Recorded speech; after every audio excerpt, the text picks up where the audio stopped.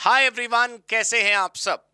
दोस्तों, सबसे बड़ी चीज किसी भी सक्सेस के लिए, किसी भी एरिया में सक्सेस के लिए होती है सही रोड मैप।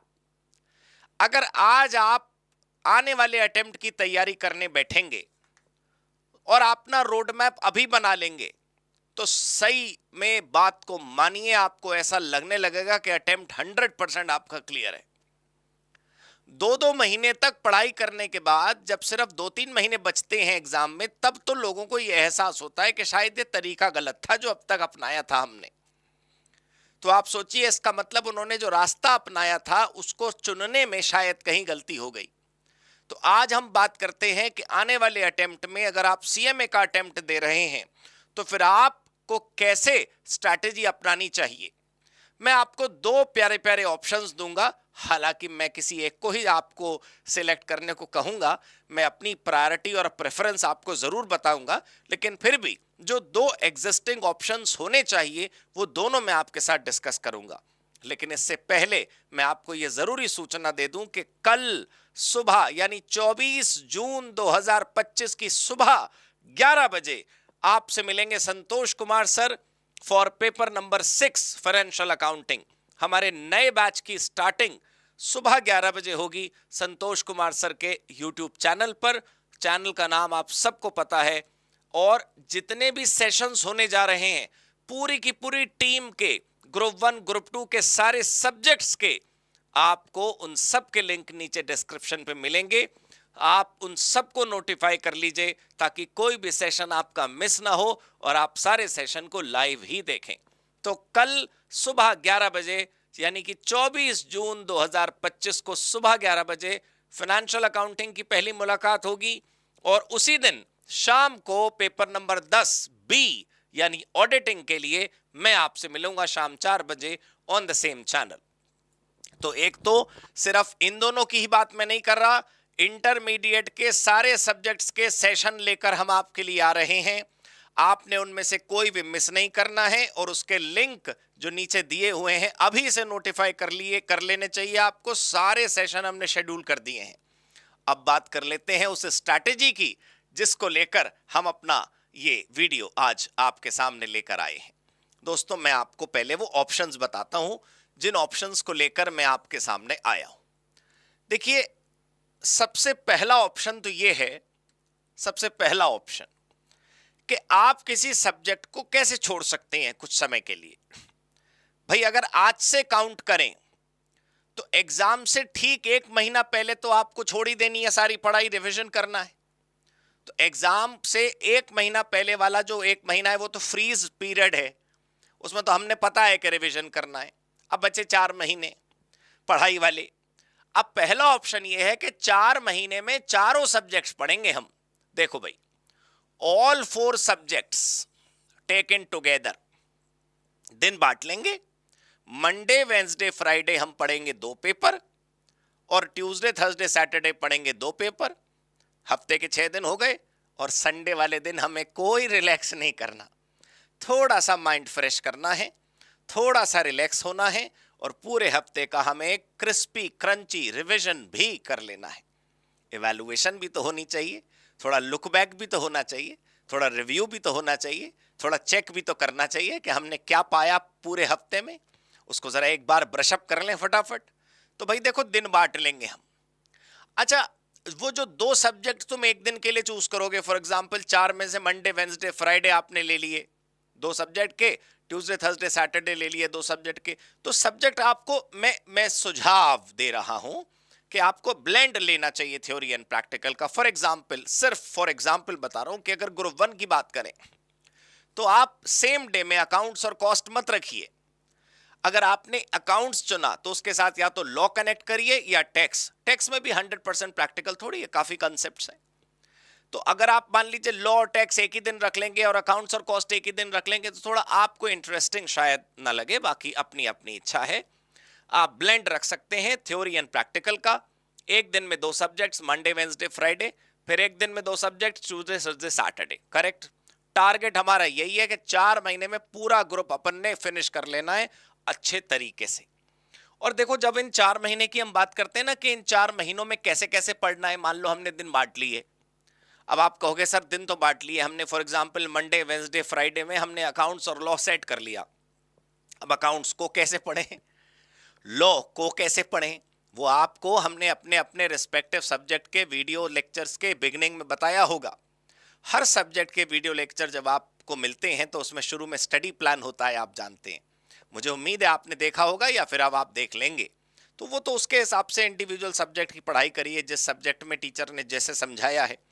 सीओसी में हर सब्जेक्ट का जो आप प्रोडक्ट, आप जो सब्जेक्ट की वीडियोस खरीदते हैं, जब आपको मिलती हैं तो उसके अंदर शुरू में ही आपको स्टडी प्लान मिलता है, जिसमें लिखा होता है कि अपना दिन कैसे गुजारना है, इस सब्जेक्ट को कैसे बांधना है, कैसे पढ़ना है, कैसे क्वेश्चंस करने हैं, एवरीथिंग इज देयर। तो अपने अपने सब्जेक्ट को तो आप उसके हिसाब से करिए। अब देखो भाई, 4 महीने आपने पढ़ लिया, 1 महीना आपने रिवीजन कर लिया, एग्जाम आ गए और बल्ले बल्ले हम पास हो गए।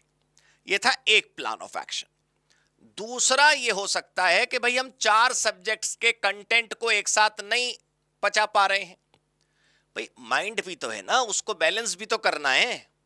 बालक कह रहा साहब मैं चारों सब्जेक्ट के रजिस्टर, चारों सब्जेक्ट के होमवर्क, चारों सब्जेक्ट्स के कॉन्सेप्ट, चारों सब्जेक्ट्स के रिवीजन, संडे तो एक ही हफ्ते में कैसे पढ़ूंगा। तो कोई बात नहीं, 2 एट अ टाइम, क्या दिक्कत है।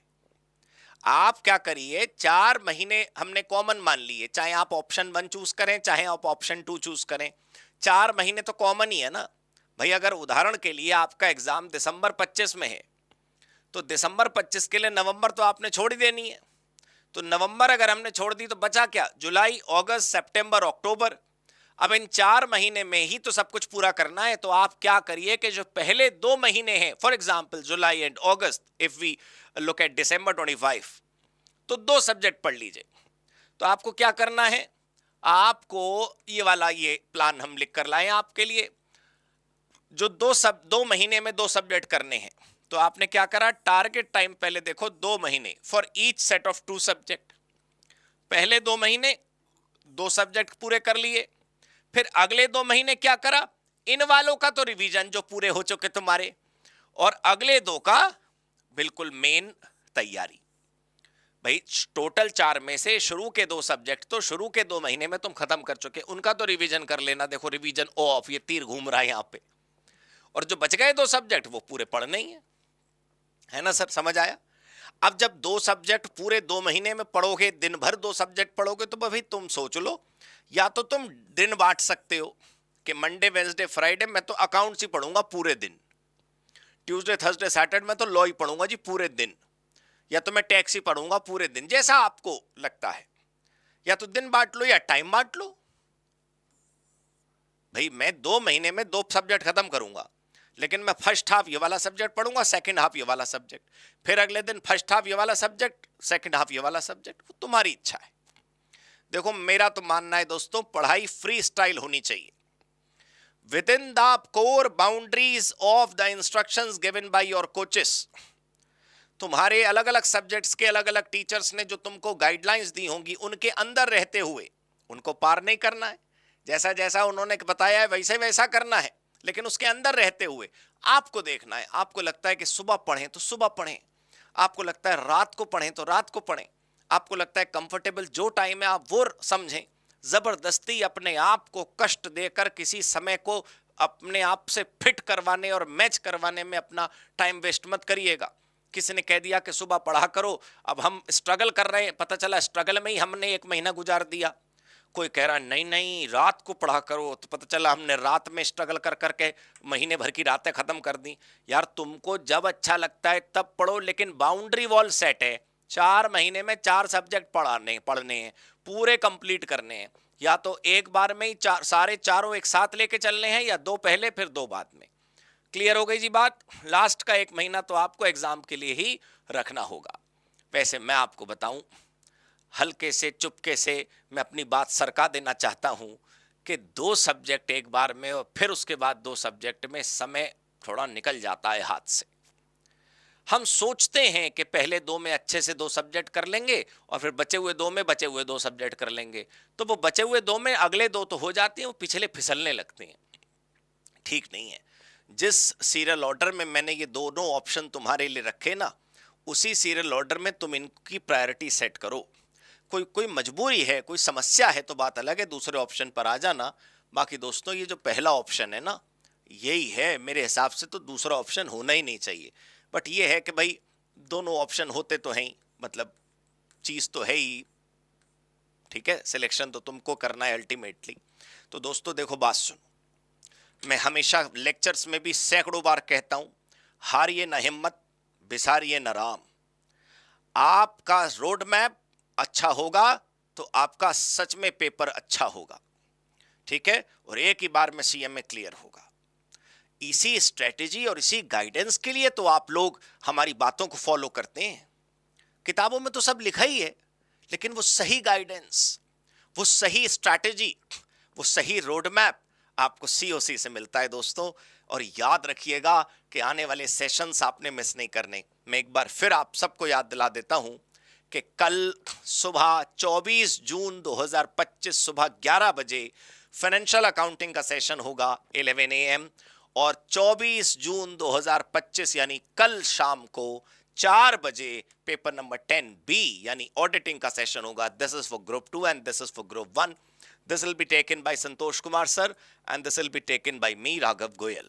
तो आप सब ने संतोष कुमार सर के सीओसी एजुकेशन के यूट्यूब चैनल पर आना है, अपना पूरा कर्तव्य निभाना है, एक एक कदम आगे आपने बढ़ाना है। पढ़ाई अपने आप आपकी तरफ बढ़ जाएगी, सफलता अपने आप आपकी तरफ बढ़ जाएगी। नीचे सबके लिंक दिए हुए हैं, उसे अभी नोटिफाई कर लीजिए। ऑल राइट दोस्तों, मिलकर हम सीएमए क्रैक करेंगे एक ही बार में। जय सीएमए, जय COC. Thank you so much, God bless you, good bye.